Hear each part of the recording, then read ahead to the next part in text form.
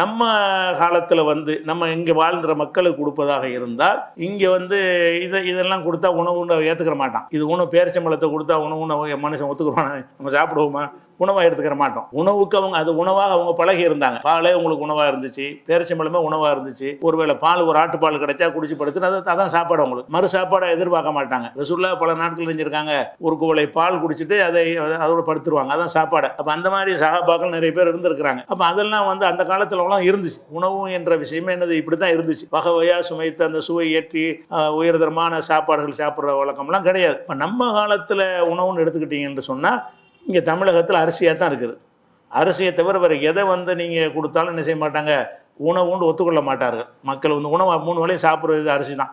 அரிசி அல்லது அரிசியிலேருந்து செய்த பொருள்கள், குறைவாக கோதுமை, அதிகமாக அரிசியிலேருந்து செஞ்ச சாதம் அல்லது தோசை, இட்லி, இதெல்லாம் அரிசி தானே.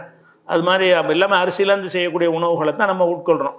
குறைவாக என்ன செய்கிறோம்னா கோதுமையிலேருந்து சப்பாத்தி, புரோட்டா, இதெல்லாம் என்ன செய்கிறோம், கோதுமையிலேருந்து செய்யக்கூடியது, இதை சாப்பிட்டுக்கிறோம்.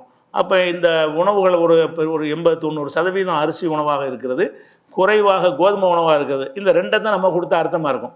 நம்ம கணக்கு பண்ணி கொடுக்குறத என்ன செய்யக்கூடாது. இது பேரிச்சம்பழம், இது கிஸ்மிஸ்லாம் பண்ணால் காசு ஜாஸ்தியாக போயிடும். அரிசி ரேட்டுங்க இது வந்து ஒரு 2.5 கிலோவுக்கு எவ்வளோ வரும்னு பார்த்துக்குங்க. 2.5 கிலோ பேரிச்சம்பழம் காசு எவ்வளவு, 2.5 கிலோ கிஸ்மிஸ் பழத்தினுடைய காசு எவ்வளோன்னு கேட்டால் 1000 ரூபா 1500 அந்த மாதிரி போயிடும். அவ்வளோ கொடுக்க வேண்டி வந்துடும். அது நமக்கு வந்து நம்ம உணவாக நம்ம உட்கொள்ளலை. நம்ம உணவை உட்கொள்ளும் இல்லை, அந்த கணக்கெல்லாம் போட முடியாது. நம்ம இதை தான் போடணும். நம்ம உணவாக கொடுக்கறது அரிசி தான். அப்போ அரிசியிலேருந்து தான் கொடுக்கணும். இது எல்லாத்தையும் கொடுத்துருக்குறாங்கன்னு சொன்னாலும் அதில் அதுக்கு முன்னாடி ஒரு வார்த்தையை வந்து போட்டுடுறாங்க. என்ன போடுறாங்கன்னு கேட்டால் சான் மின் தாமின், உணவில் ஒரு அவ்வளோதான். அதுக்கு விளக்கமாக இதெல்லாம் வருது. அது உணவாக இருக்கணும். உணவாக உட்கொள்ளப்படக்கூடிய இதிலேருந்து என்ன செய்யணும், உளுந்துலேருந்து ஒரு கொடுக்கக்கூடாது. உளுந்தை நம்ம உணவாக ஒரு துணைக்கு தான் எடுத்துக்கொள்வோமே தவிர அதே முழு சாப்பாட்டாக நம்ம எடுத்துக்கொள்ள மாட்டோம். கடலைப்பருப்புலேருந்து ஒரு மரக்கால் நம்ம கொடுக்க முடியாது. ஏன்னா அது உணவாக உட்கொள்றது இல்லை. அது ஒரு சைடு டிஷ்க்கு அதை செய்யணும், அது பயன்படுத்திக்கிறோம். அதையே முழு சாப்பாடு மாதிரி போட்டு சாப்பிட முடியுமா? அப்படி சாப்பிட மாட்டோம். அது ஹதீஸில் வர்றது வாசகம் என்னென்னு கேட்டால் சான் மின் தாமின், உணவிலிருந்து ஒரு சான்ற ஒரு அளவு, அந்த அளவு என்னென்னு பின்னாடி சொல்கிறோம்.